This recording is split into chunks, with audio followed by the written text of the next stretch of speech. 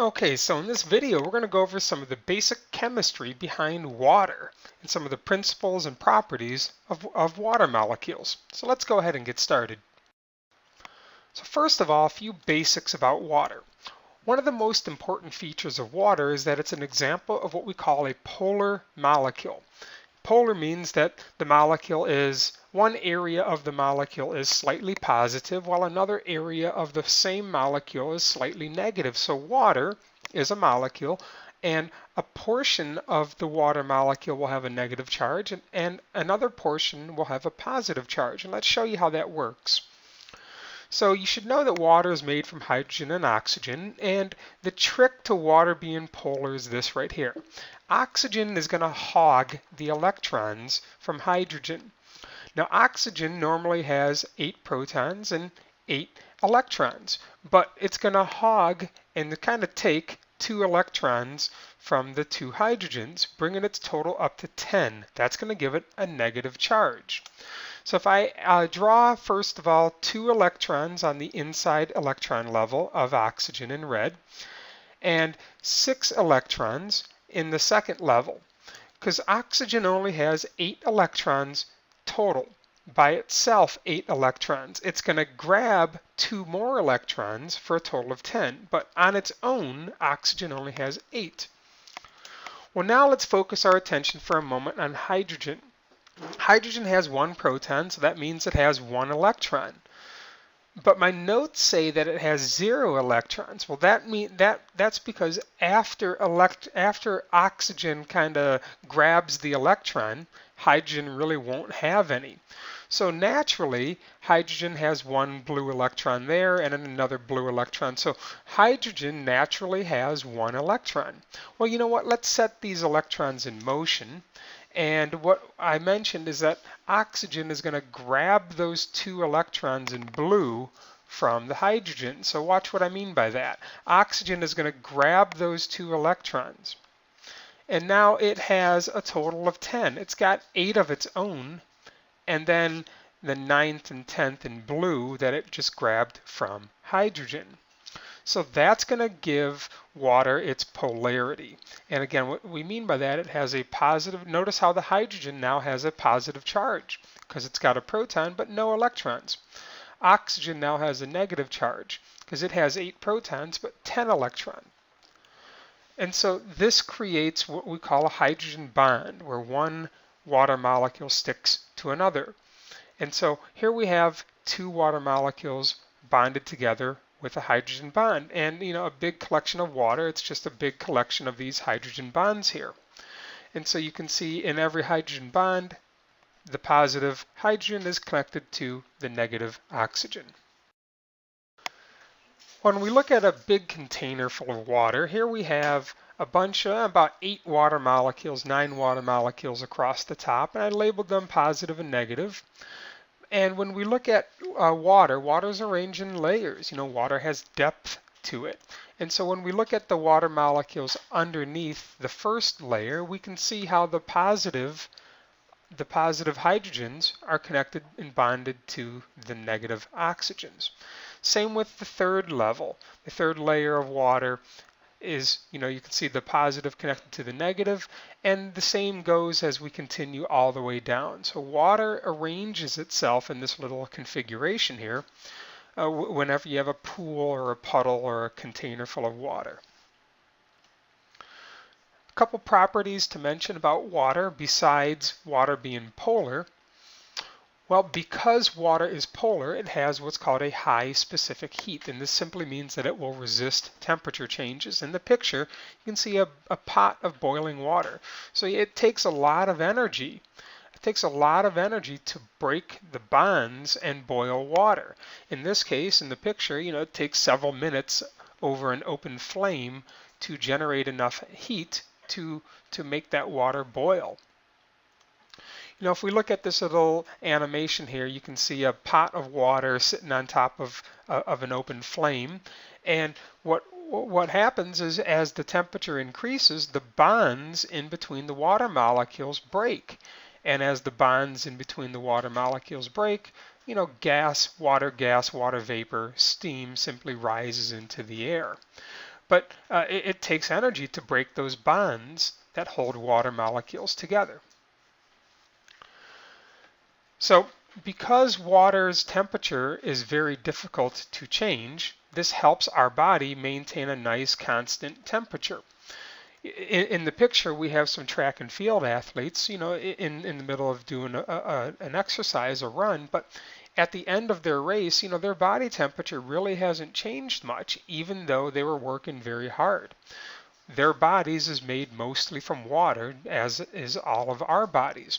And so because our bodies is made mostly from water, the temperature of our body just really doesn't change very much. And when our body temperature does change, you might end up in bed with a little bit of a temperature, a little bit of a fever, because again, our temperature is so vital to our health. Another feature I want to mention of water, because water is polar, water has what's called cohesion.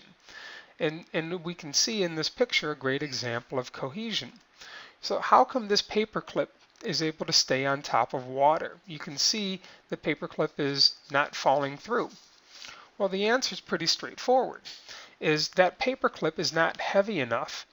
That paperclip does not have enough weight to break the hydrogen bonds that holds water molecules together. Cohesion is where one water molecule sticks to another, and sticks to another, and sticks to another, and sticks to another. So when we look at that picture that we saw earlier, here's that picture from earlier, and if we put a big old paperclip on top of it, the paperclip is just not heavy enough to break apart the hydrogen bonds that are attaching the individual water molecules together. And the final water property I want to mention, because water is polar, water has what's called adhesion. And so every year, sometimes students will mix up cohesion and adhesion. And cohesion is when water sticks to water. Adhesion is where water sticks to things other than water. And in this picture here, we have a red liquid filled into a graduated cylinder. And if you've ever seen this before, you might notice that there's a little dip in the water level, or in the liquid level. This dip, by the way, is called the meniscus. So if you're ever reading a graduated cylinder, do you read the bottom of the meniscus in this example where it says 25 milliliters, or do you read the top of the meniscus in this example where it says 29 milliliters? Well, I hope you know from experience, the answer is you would read the bottom. In this case, there's 25 milliliters of that red liquid. Now, the reason I'm bringing this up, you can see adhesion in this example because the water inside of the graduated cylinder is sticking to the glass of the graduated cylinder, and it's causing that little dip right there. So because of water's polarity, because of water has that polar charge, positive and negative charge, it's able to stick to things. So one thing I want to now shift our attention to is focus on solutions. If you've ever mixed up, for instance, Crystal Light or Kool-Aid or lemonade, you've made yourself a homemade solution. A solution is a mixture. It's a mixture where one substance will dissolve in another substance. You might know that solutions are made from two parts. First part of a solution I want to mention is called the solute. These are the substances that are going to dissolve. In a biological solution, you might find atoms and ions and molecules. These are things that are dissolved inside of a solution. Now in my picture here, Crystal Light, Kool-Aid, Country Time lemonade, the powdered drinks, even powdered Gatorade, you mix them with water. Well, what happens to the powder once you put it in water? The powder dissolves. The powder from these drinks right here is a great example of a solute. So the other part of a solution is what we call a solvent. It's the substance that is causing the solute to dissolve. And that's usually going to be water. Water is pretty much our universal solvent here. And so when we look at a silly example, a childhood example of a solution, here we have sugar mixed with Kool-Aid in our little container of water here. You get a spoon and you stir it all together, and what happens to the sugar? What happens to the Kool-Aid? They dissolve. They break apart and dissolve, and you have a sweet, sugary drink, from your childhood. But this is a great example. Kool-Aid and lemonade and Crystal Light, these are great examples of solutions. But what about biological?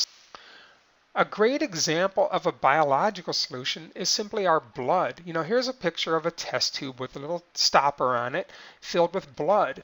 And a neat little thing you can do to separate the parts of blood is if you stick blood in a centrifuge, which is a machine that just spins the test tube around and around and around really, really fast.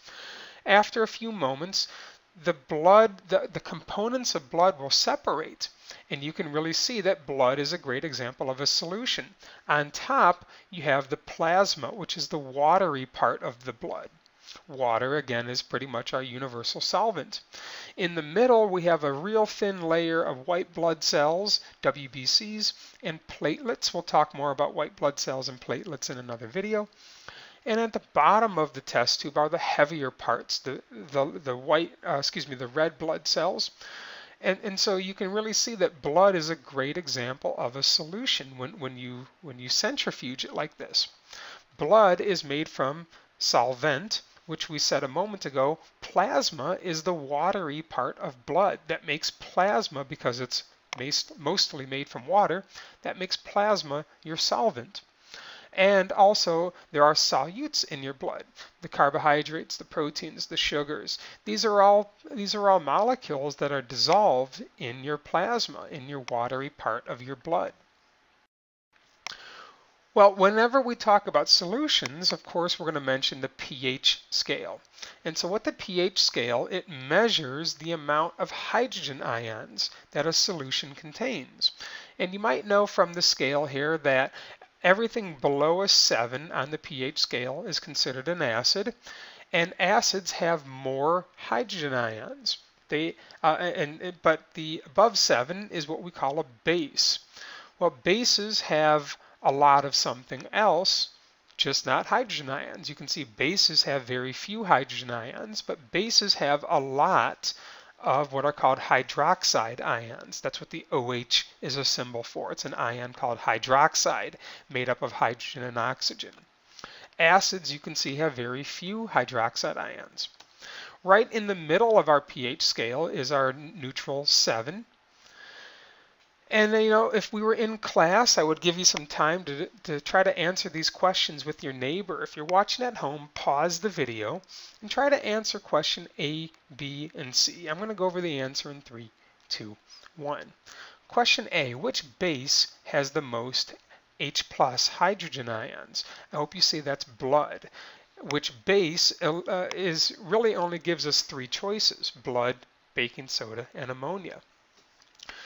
Question B: which substance has the fewest hydrogen ions? From all the choices, you can see that would be ammonia. It's farthest to the right, and because it's farthest to the right, it has the fewest H+ hydrogen ions. Question C: which is the strongest acid? Well, there's really only 3 to choose from: lemons, soft drinks, and milk. Those are 3 acids. Which one is the strongest? Well, that would be lemons. And that's a little weird because you can see the pH of lemons is about 2.3 on the scale, and milk is 6.4. And we're used to bigger numbers being stronger, but in this case, the 2.3 is farther from neutral. That's why it's stronger. So moving on with our pH scale, when substances are dissolved, they will often release hydrogen ions. And watching this little animation here, we're going to put substance A into this container of, let's say, water, and over time substance A is going to dissolve and release hydrogen ions. Well, this solution is now acidic. We said a moment ago from the pH scale, acids have a higher collection, a higher concentration of hydrogen ions. Well, the opposite is true with bases. If we put, for instance, substance B into this liquid here, and over time substance B dissolves and releases those hydroxide, those OHs, this is what forms an alkaline solution or a basic solution. And one thing to mention about the final thing I want to mention about pH is the reason we're talking about it in these notes is because we said that blood is a great example of a solution, and the pH of blood is really important and vital to our life. Our notes say that blood's pH is naturally about 7.4. That makes blood a very, very weak base naturally. And what happens is if we do things to change the pH of our blood, proteins that are normally in our blood begin to break down, and ultimately a person could die from this. So we want to, of course, avoid actions that cause our pH of blood to change.